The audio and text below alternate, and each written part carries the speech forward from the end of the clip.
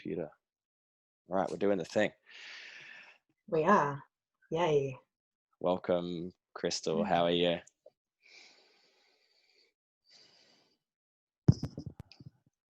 Are you seeing who's joining us on Facebook? Because of course I can only see the Zoom.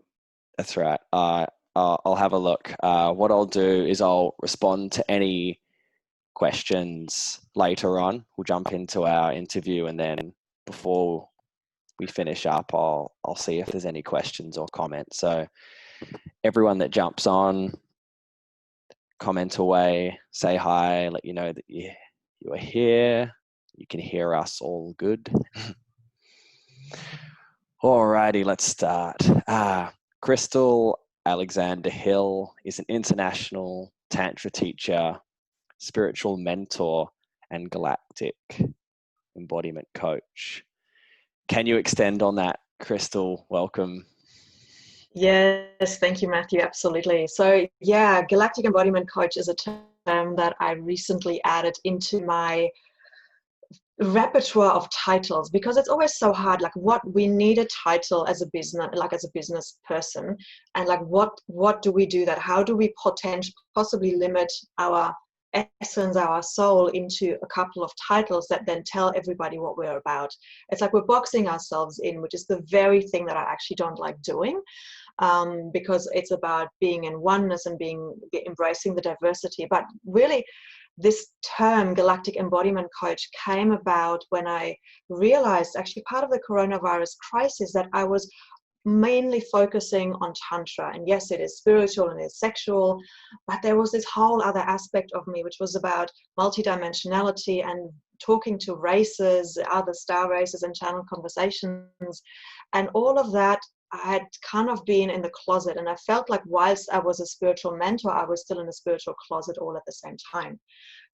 So then I birthed this temple of galactic embodiment, which basically means we're bringing the multidimensional self into the physical body, using erotic energy and life force energy to create a beautiful vessel and container to hold it in. So that we're not just off with the fairies, but we're also not just disconnected from our guidance in our, what I call the wounded masculine, which is what we're really learning in society, that this is how you have to be in order to do business. And there's this big movement right now, we're saying, no, let's take the pressure off us. And we briefly spoke about that earlier. It's not about just the doing. It's who am I being when I'm showing up to do the things that I need to do. And that's what's going to get the results. That's what's going to give us the magnetism and the expansion that will touch people. Because we're not talking from our head. We're embodied beings, and when we're embodied, our energy can travel, so much further. Wonderful. I didn't tell you this before. I'm not bringing you much of a surprise, but I rang Hayley Melrose, your photographer. So I did a bit of research, and also for myself, to be honest. What process did you go through to drop into the photos? What did you need to shake off, let go of, to feel that your essence came across? Yeah, it was really funny. Hayley flew down from Sydney to meet me in Melbourne. And the first thing we did, we were meeting, I wanted some city shots to show that, what, even whilst we're being wacky and woo-woo in some way, we're also very grounded and capable of running a business and being professional. So I wanted to have me in the city. So what we did is we actually went into this cafe, and we just started to shake, and we started to get into our bodies, and then she gave me a bit of a massage, and we was sounding and just really just dropping in and kind of also getting to know each other, because before that we'd only met online. So that was the beginning, and then just lots and lots of laughing in between shots, just making sure that we're staying nice and relaxed. And so that was for the city shots. When we then got into the nature for the more erotic shots, again, there was an archetypal journey actually in that very photo shoot. I dropped into the priestess, there was a little bit of wild woman, I would say like the magician. There was one image where I'm kind of like doing some magic with the earth and just really connecting up. And for that, she just said, just do your thing, just go and dance and be. And we kind of danced together. And then she would take a camera and I would keep going. And every once in a while, she would say, just turn yourself just a little bit. And but I, just staying inside of that embodiment. So it's very much dropping into the body to just having fun to bring that essence out. And she calls it soul photography, which is beautiful.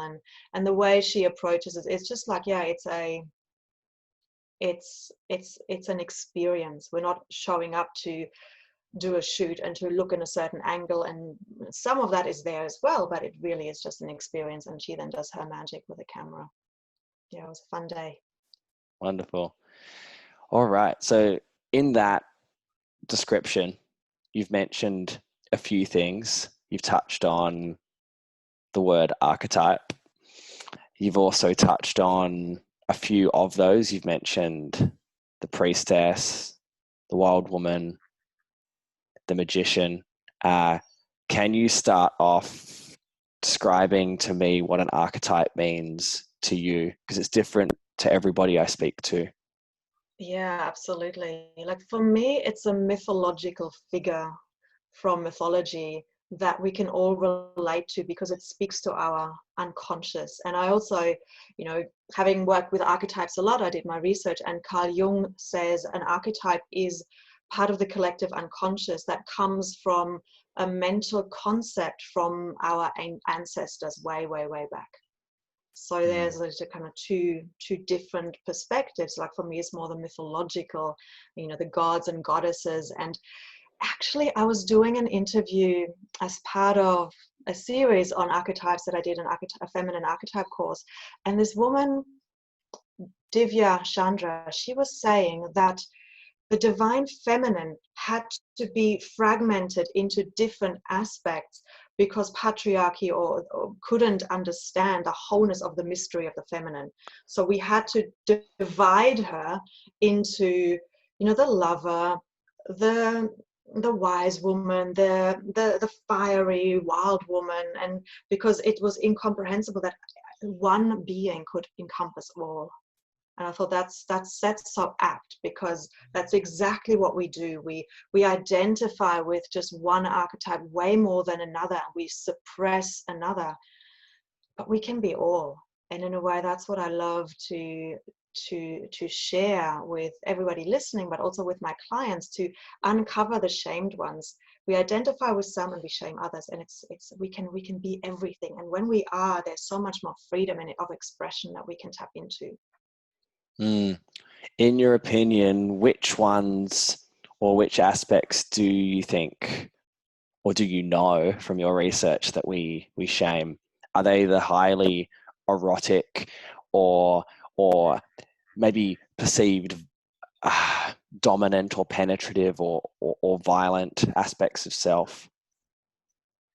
Yeah, I think so. Absolutely. So we've got, the wild woman could be shamed because there's a lot of women in particular feel, oh my God, I'm going to be too much if I am that. I'm going to be scary. For men, it is that it's not the perpetrator, because the perpetrator is a negative aspect of somebody who knows what they want and who goes for it. But I feel like because that has been shamed so much, it then gets classed as and labeled as perpetrator. So yes, it's those ones.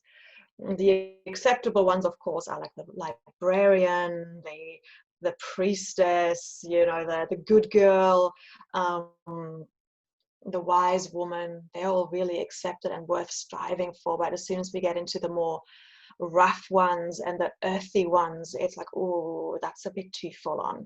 I should really stay away from them. And what do you find happens in that suppression then, whether that be suppression of self because of dogma, because of society's acceptable beliefs on what I can be?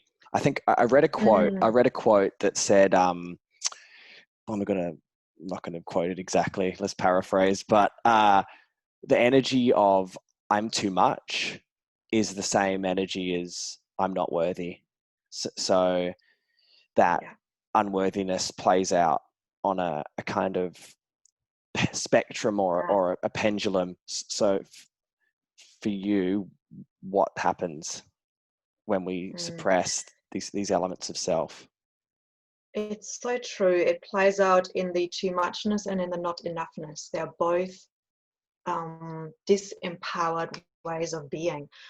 So what I find is that because there is a wild woman in all women, and in a way in all men, there's a wild man in all men. So when we suppress that part of us, it comes out in unresourceful ways. It comes out in sneaky ways that surprise us, that we then feel even more ashamed about, because it will making our own fears come true. You know, what we focus on is what we get. So where attention goes, energy flows. And so when we're bringing our attention to, oh my God, I don't want to be too much, inadvertently, that's the focus. And somehow we then come across as being too much because it's an unintegrated part of our being. So when we integrate that wild woman or the wild man, then we can own it. It's in the light. It's no longer in the shadows. And then it can come out in a really empowered way with real presence and awareness of that part, and can be communicated. I might have a tough question for you now. How do we do that? Okay. I know there might not be one answer, but how have you, in your discovery of working with archetypes, how have you unlocked that in yourself and facilitated that in others? I can give you a client example, because I was feeling into that. I work with individuals on this. So with her, she was somebody who loved her sexuality, but she lives in a small country town, and she loves going on dates, and it was all a bit it's just a bit shamed, you know. But she had these two personalities. In her business, she was like really prim and proper, you know, and then when she would go and have fun on dates, on one night stands, she would just let go and be in this totally beautiful wild woman energy.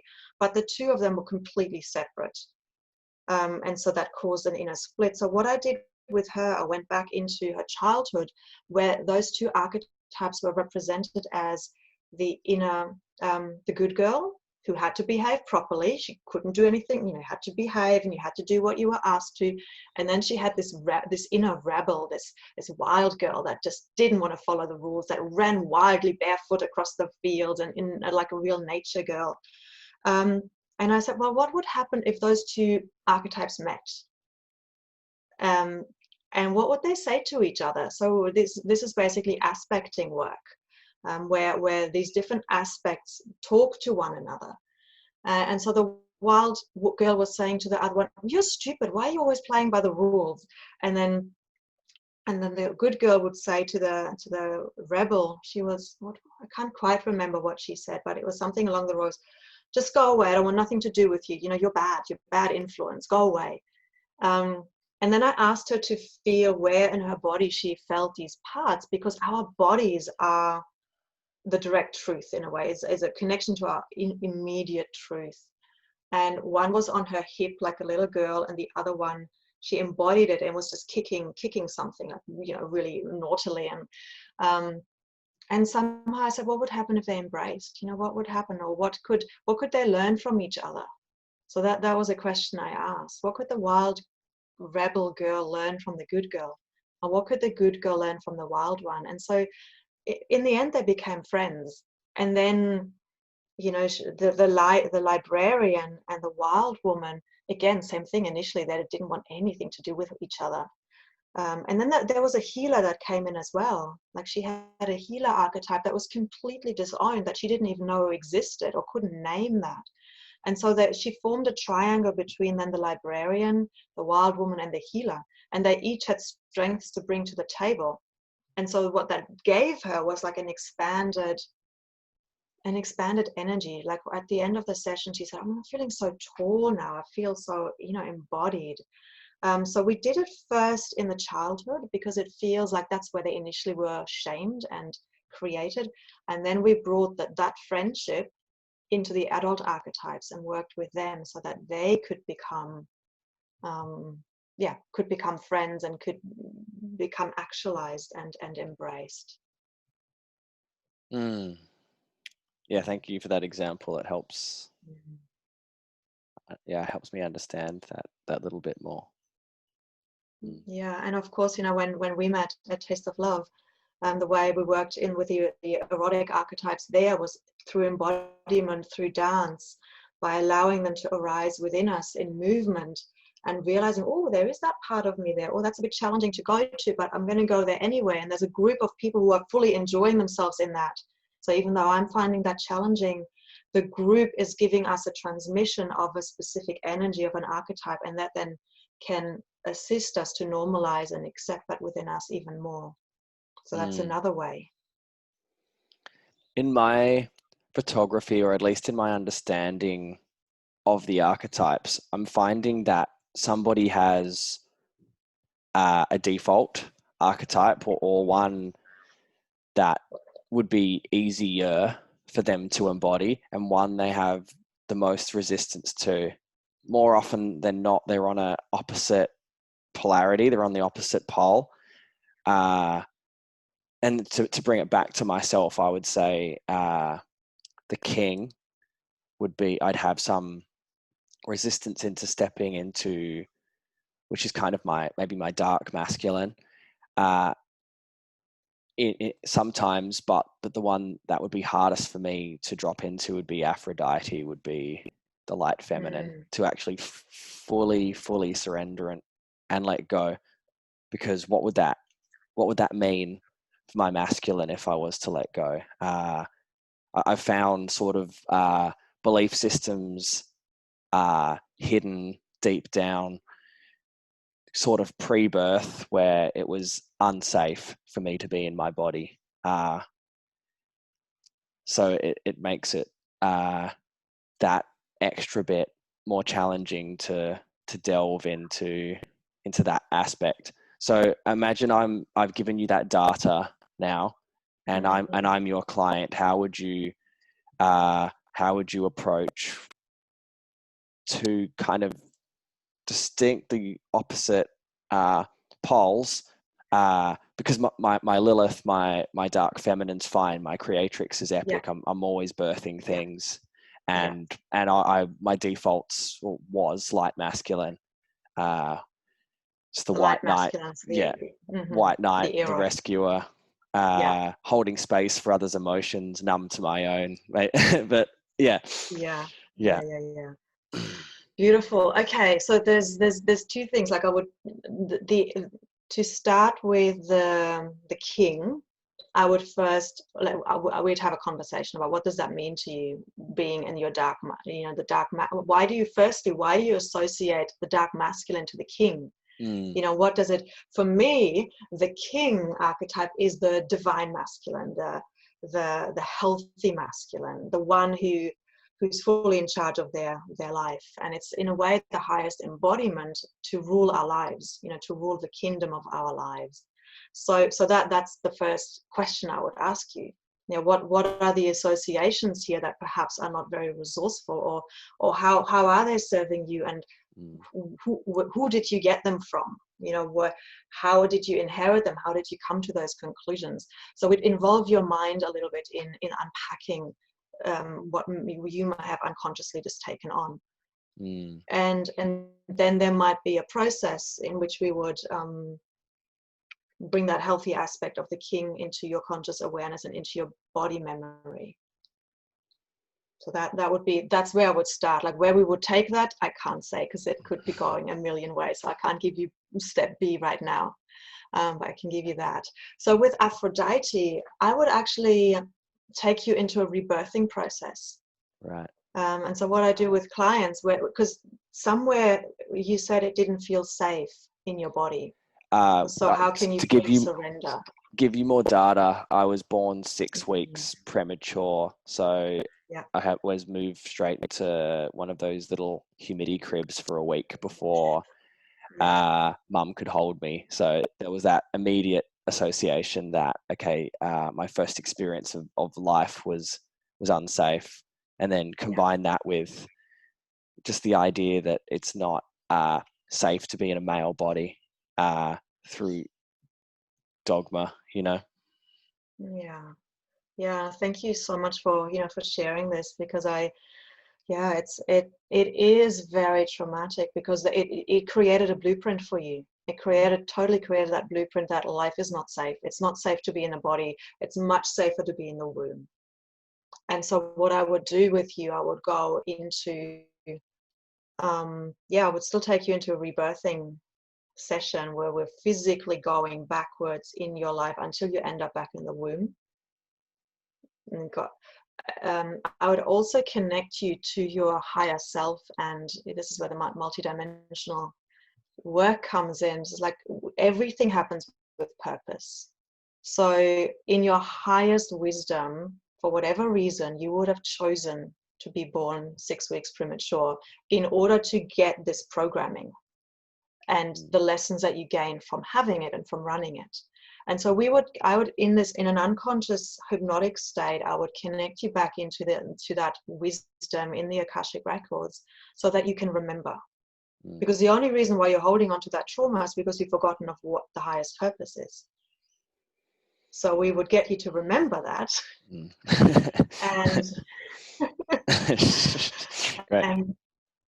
And then you incarnate back, and then we would reverse the journey with that highest wisdom, that highest understanding. We would then go back into the womb, recalibrate that experience, create like a different timeline where we're now creating that safety, because you have a connection to yourself.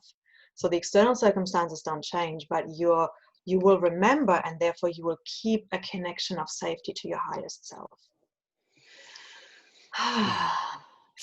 And from that place, it can change, and then you can drop more deeply into surrender and feeling safe in the world. And then and the funny thing, it's not funny, but the interesting thing is that dynamic. And thank you for bringing this up in such a public forum for everybody's benefit, because what it is that the king is actually the one who keeps your Aphrodite safe. Not that she needs safety, but it's like the king, when he comes in, he is there to provide and protect. And by protecting, I just mean to hold space. Because Aphrodite in herself is so powerful, she doesn't necessarily need protection, but she needs to know that she is safe to just be in that creative flow with the universe.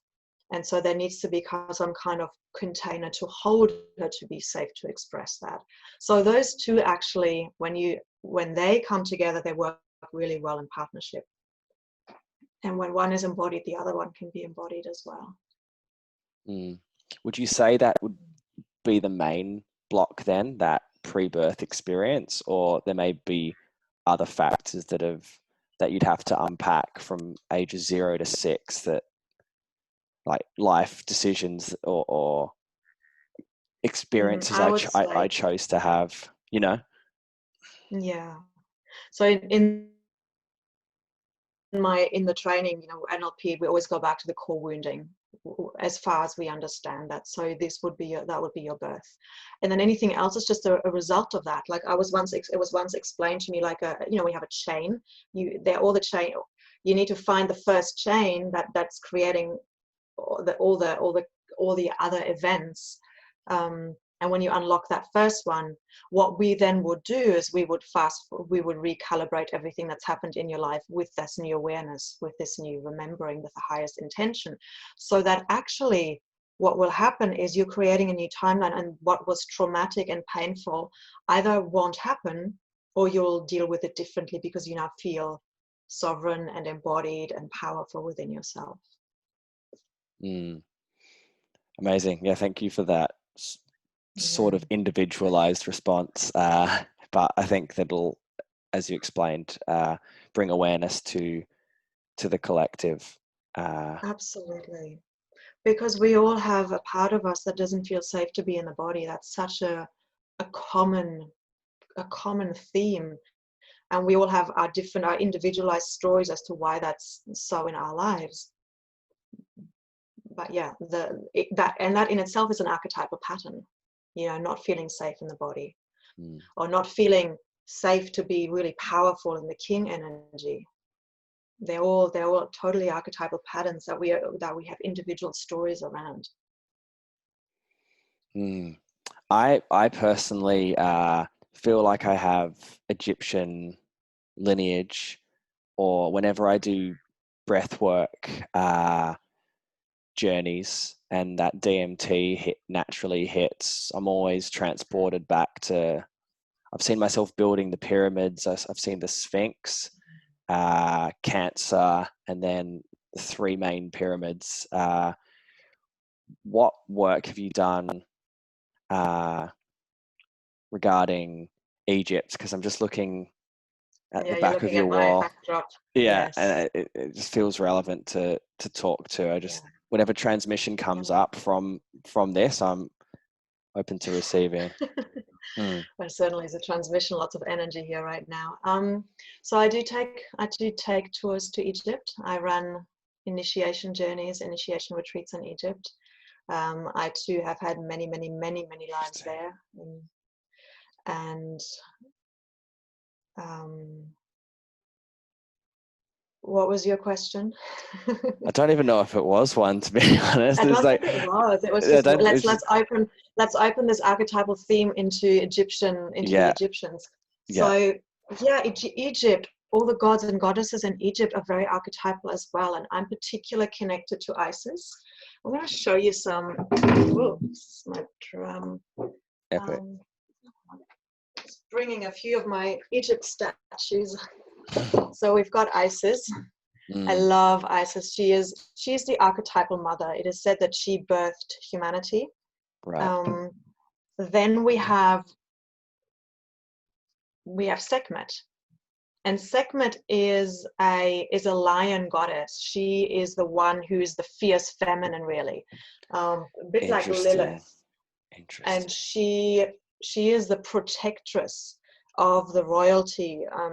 And at one stage, she got so furious that they weren't revering Ra, the sun god, anymore, the consciousness of the sun, that she killed everyone. There was a big bloodbath, but it came out of the goodness of her heart, because she just said, look, this is enough. We can't have this barbaric stuff, and people can't, there's corruption. It has to stop. And so she got so furious, and which is why often she's associated with anger. But she's I work with her, and she's a protectress. Like, she's my personal protectress, so to speak. If ever I need protection, if ever I feel like, okay, I need some backup here, I'll call on her. And of course, like when we talk about archetypes, as within, so without, as above, so below, as the universe, so the soul. So everything ultimately is within us as well. It's not like some external entity or being that we're calling on that's separate from us. Everything is connected. So really, I'm calling on my own inner strength to wake that up, say, okay, I just need to be in my strength, in my discernment here. So that's when we call her, and I've got another, just a head of her as well. It's a little slightly smaller one. Yeah. So those are the two. And of course, then there's Hathor. I have a statue of her as well, but I don't like it all that much. Hathor is the erotic, sensual, high vibrational, divine feminine energy that is slightly more like into the pleasure, whereas Isis is more into the mother, the nurturing qualities. Interesting. And I find it interesting because in my research, it seems like most religions or most countries or most mythologies, they have a completely different set of gods and goddesses and archetypes. I'm reading on Audible at the moment, Fingerprints of the Gods, and it's touching on elements of Egypt, and I'm curious then, do any of these separate sort of nations or archetypes combine in any way? If we now were to speak about Absolutely. more Greek, which, does that link Yes, to Egypt? it does. Like the bloodline of the divine feminine moved through all of them in a way. And so what we have in Aphrodite in Greece is, what's the equivalent in the Roman history? So Aphrodite, Hathor, and something in the Roman tradition are all the same. what's her name? I can't think of it right. I can't think of it right now. Maybe somebody on Facebook was like, yeah, of course it's that. So we'll see that later. Somebody will have it. Yeah, we will. So Sekhmet and Lilith, like Lilith is more of the Babylonian. She's a younger incarnation almost of Sekhmet. Yeah. So they each have the same archetypes, but they call them different things, all the different cultures. I'm not too familiar with the goddesses of India, but I'm sure they have a goddess of like Shiva and Shakti. We have those two. It's interesting. Yeah, I'm sure they have. There's Kali, Durga, Lakshmi, Lakshmi, and Saraswati, and yes. So Durga is the equivalent of Sekhmet and Lilith. It's just like, it's just, I feel like it, honestly, like the whole point of Fingerprints of the Gods is to state, based on orthodox history, it can't have worked the way it explained it to play out, that these communities were made so kind of soon after Christ. There's parallels to Mexico, Egypt, and Sumeria, where these individuals just came upon these existing structures, these pieces of stone that were so grand and huge that no civilization could have lifted them up and put them in place. So specifically with Egypt as well, there wasn't this thing, say, in modern day history where, great, we had the old automobile, and then as centuries have passed, we have the Ferrari now, and it has a lot more technology. Like Egypt, it was just there from the start, and it consistently continued to be there, and no one can explain as to how it came about and how they came about this technology so early on. It's fascinating, really. But yeah, I've come across theories that they transported things through sound, because frequency, it's literally like shape shifting, lifting things up through certain frequencies and transporting it that way. And of course there were, in ancient Egypt, supposedly the gods lived on the earth, and you've got these massive statues that are way bigger than any human being. And so the Anunnaki used to live embodied on this planet, like they're like giant people from a different planet that have come and lived here in ancient Egypt for a little while before they then took off again. So there's many different stories and thought lines and beliefs around how that all happened. Yeah, it's really cool. What specific archetypes do you feel called to speak to in this moment? If you could check in with yourself, what feels alive in you to speak to? We've got all of these civilizations. Yeah. The one that I'd love to speak to, actually, I'm about to write a chapter for a book on Isis, but it's not quite alive within me yet. That's about to happen, so I'll have a lot more to say about her very, very soon, as I'm awakening her more and more within me.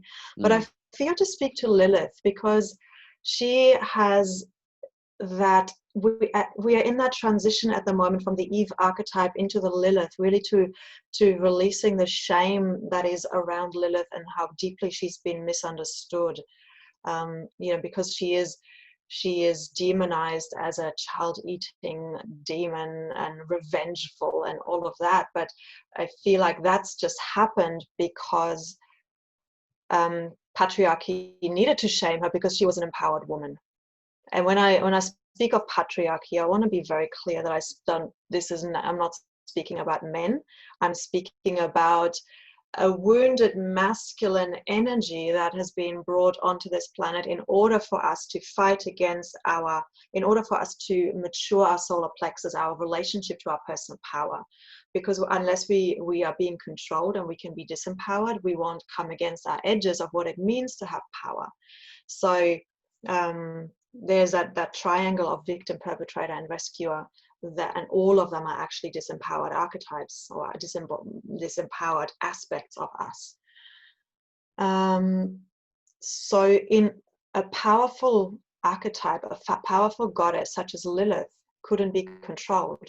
So the only way we can take power away from her, the only way we can stop her from being a role model to everybody, is to shame her and to twist the truth. And this has happened in patriarchy throughout time, that all the truth seekers were ridiculed. It's happening today. David Icke, I had a thing on my Facebook page where there's a big debate erupted. He's a this, he's a that. No, he's actually the truth holder. And you've been conditioned to believe that he's not, because the mainstream doesn't want you to know about what he knows. So that all of that has been going on, not just right now, but throughout history, whenever there was somebody who spoke truth. And it's only being attacked because it resonates as truth on some level. You know, that's why we react to it so strongly. So back to Lilith. My understanding of her is that she was Adam's first wife, and there's actually in the Bible, in Genesis, there's 2 creation stories. One where it says man was created equally out of the dust of the earth. So this was man and woman equally, Adam and Lilith. And then when Adam felt like he was superior because physically he was stronger, and he insisted on being in the missionary position when they were making love, and Lilith said, no, we're equal, let's be equal, like let's change. And he said no. She had to make a decision. She had to choose, am I going to allow this to happen and submit to a man, or am I going to stay in my power? Can I stay in a power when he's in his ego and wants, in his wounded masculine, and wants to have these power struggles? And so no, she couldn't, because that was going to lower her vibration. So she made the choice to leave paradise. And supposedly there was a word that she could use to kind of just disappear. She was then threatened and blackmailed by both Adam and God to come back. She said no. And the threat was that she was going to be childbirth was going to be painful. But she did come back. So the second story is then the story that we're more aware of, where Eve was created out of Adam's rib. So in that story already, woman was superior, man was superior to woman, because woman came out of man. And so we create the archetype of the good girl, the good wife, the submissive wife that is needs providing and protecting for. And then one day, as we all know, Eve eats the forbidden apple from the forbidden tree of knowledge, and she sees a snake in there. And Lilith often is represented as a snake. So it feels like Lilith came back and said to Eve, Eve, you're blind. There's so much more to see. Come and eat this apple and you will see. And so when Eve did, she suddenly realized that she was naked. And again, this is metaphorical, because she realized, she saw the naked truth. She saw everything for what it was. The veil of illusion had been lifted from her eyes. And yes, then they were cast out of paradise because there had to be consequences. And so, yeah, so I feel like what Lilith is teaching us to kind of get back to that is to be always true to yourself. I connect her with the solar plexus, even though she's a highly sexual goddess, and her energy, it's that sexual connection that she has to her body that gives her her power. It expresses itself through true sovereignty and through true strength, and that truth to herself. And it's, yeah, we're tapping more and more into that again these days. Thank you for that. That was a long share. explanation, sorry. No, that's great. It's insightful. Took you on a whole journey. Yeah, 100%. With all of this knowledge that you've gained, we've touched on it, but it wasn't a direct question. How do you apply this to your work? And then you could go into explaining some of your offerings. If someone like me was going to work with you, where could I find you and such. Sure. So how do I apply this to my work? In a way, we sort of have touched on it. Yes. So I work individually. I work with the archetypes in my one-on-one clients, to see what is disembodied, what needs to be brought, and what needs to be integrated, what needs to come back into wholeness. And then working in that in a similar way to how I described to you, I would work with you bringing this, the archetype of Aphrodite or the king into a healthy relationship.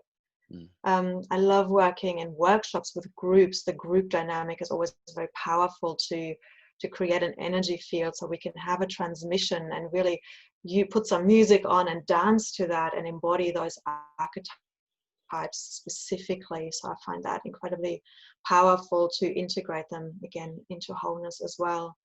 And so about 3 years ago, I created a whole summit with 22 expert interviews on the different archetypes, because I was really curious on how can we bring these fragmented aspects of self that I saw in my clients and in my work over and over, how could we bring them back into unity? And so I interviewed different women on the different archetypes. And so this is something that's available to purchase. And I've just recently looked into it, and it's really, really powerful tool to get to know ourselves better. What are the default archetypes that we have? Which are the ones that we're maybe ashamed of, that if we brought them in would give us a more behavioral flexibility, rather than just being prisoner of our default mechanisms. So that's one offer that people could just explore and work deeper in their own time. And this is not a one-on-one or by any means. I do so many things. I've just recently opened the Temple of Galactic Embodiment, where I mentioned, I think in the very beginning, it's for conscious leaders and that could be somebody who's just leading their own lives, or it could be somebody who's leading a whole community, who feels called at this time to birth a new earth, to get out of this paradigm of patriarchal control into unity, freedom, harmony, connection, oneness, by bringing a more deeper connecting with their multidimensional self and activating their physical body, their life force energy, so that those two can really powerfully come together. So that's actually launching at the moment. If somebody, if people feel resonance with that, I can pop a link. It's 2 calls each month where we're diving more deeply into it, some powerful activation processes, coding. We'll be working with some of the Egyptian deities as well, and some of the star races, and how because we all have DNA from the different star seeds in ourselves. Again, there's this beautiful as above, so below, playing itself out in our very DNA. And of course, there's one-on-ones if people choose to kind of feel they want to do some more individualized work. Wonderful. Yeah. So what can people write in the comments if they want to get in contact with you? Is there a word that they could write where they can write galactic embodiment, or they can write I'm in, or some sort of... Yeah, or archetypal journey would be one, and then I know that they would love to find out more about that. Or galactic embodiment could be another one. Or the other thing is also, just message me on Facebook, and of course we'd love to have some comments on how some of the things that we've talked about landed, because we talked about a lot of things. So if even live or in the replay, just to get, I would love to hear some comments of perhaps how people listening have experienced something similar, or how what we've talked about suddenly has put their experiences into context. So it'd be really wonderful to hear some of that. But either that or message me personally. That's great. Yeah, I bought the archetype course today, so I'm excited to journey with that and listen to the many interviews. Do you have a special on that at the moment? I do actually, yes, thank you for reminding me. So there is a special. The coupon code is community. So anybody listening, if you would love to have that, you get $50 off. if you put that coupon code in, it'll be 97 Australian dollars for these 22 interviews, which I think is an incredibly good deal. Yeah, amazing. I'm going to check my phone, see if anybody has commented quickly, and then Sure. Where are we?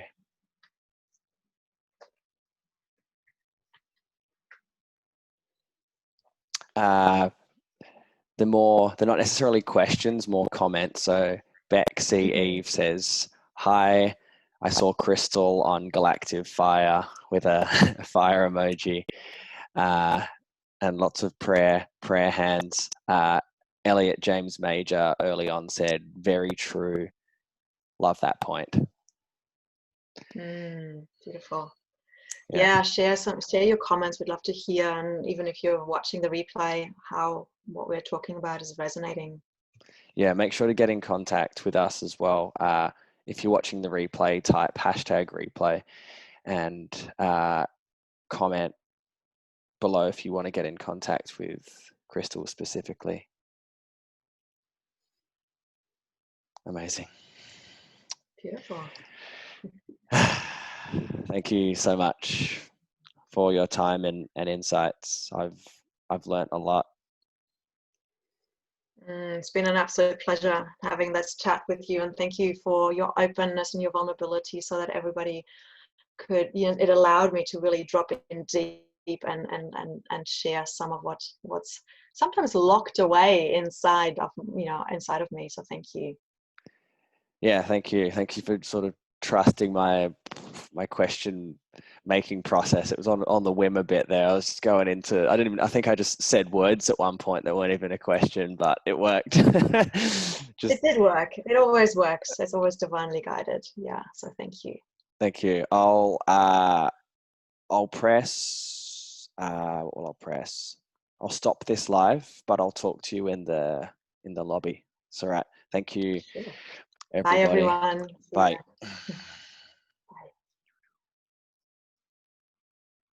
All right, I've stopped the live stream.